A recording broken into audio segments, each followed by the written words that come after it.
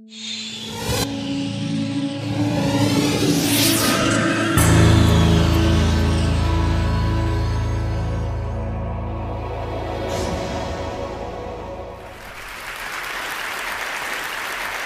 call it the golden circle.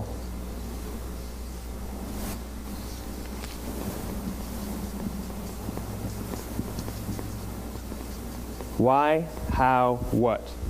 This little idea explains why some organizations and some leaders are able to inspire where others aren't. Let me define the terms really quickly. Every single person, every single organization on the planet knows what they do, 100%. Some know how they do it, whether you call it your differentiating value proposition or your proprietary process or your USP. But very, very few people or organizations know why they do what they do. And by why, I don't mean to make a profit. That's a result. It's always a result. By why, I mean what's your purpose? What's your cause? What's your belief? Why does your organization exist?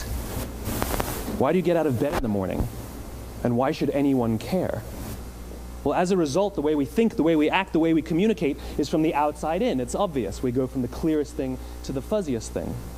But the inspired leaders and the inspired organizations, regardless of their size, regardless of their industry, all think, act, and communicate from the inside out.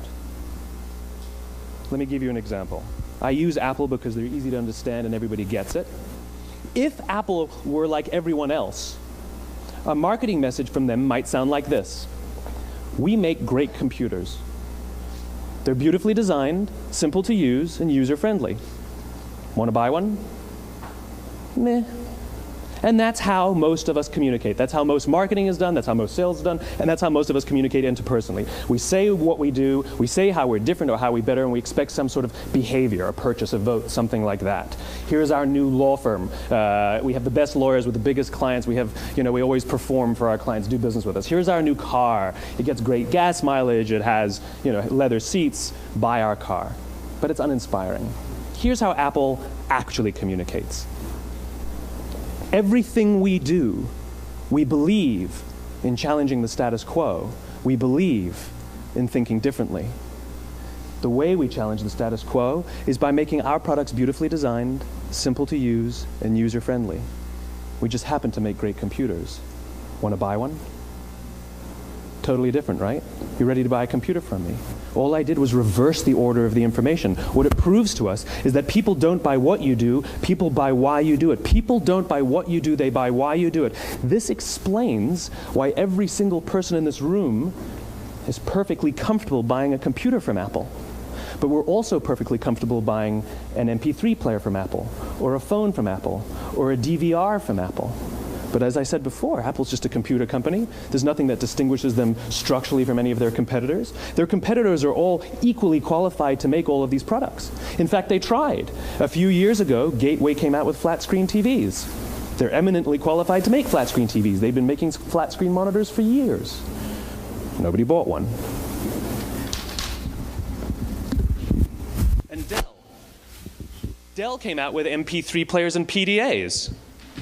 And they make great quality products, and they can make perfectly well-designed products, and nobody bought one. In fact, talking about it now, we can't even imagine buying an MP3 player from Dell. Why would you buy an MP3 player from a computer company? But we do it every day. People don't buy what you do, they buy why you do it. When we communicate from the outside in, yes, people can understand vast amounts of complicated information like features and benefits and facts and figures. It just doesn't drive behavior. When we communicate from the inside out, we're talking directly to the part of the brain that controls behavior, and then we allow people to rationalize it with the tangible things we say and do. This is where gut decisions come from. Sometimes you can give somebody all the facts and your figures, and they say, I know what all the facts and details say, but it just doesn't feel right. Why would we use that verb? It doesn't feel right. Because the part of the brain that controls decision-making doesn't control language. And the best we can muster up is, I don't know, it just doesn't feel right. Or sometimes you say you're leading with your heart or you're leading with your soul. Well, I hate to break it to you, those aren't other body parts controlling your behavior. It's all happening here in your limbic brain, the part of the brain that controls decision-making and not language. But if you don't know why you do what you do, and people respond to why you do what you do, then how will anybody How will you ever get people to vote for you or buy something from you, or more importantly, be loyal?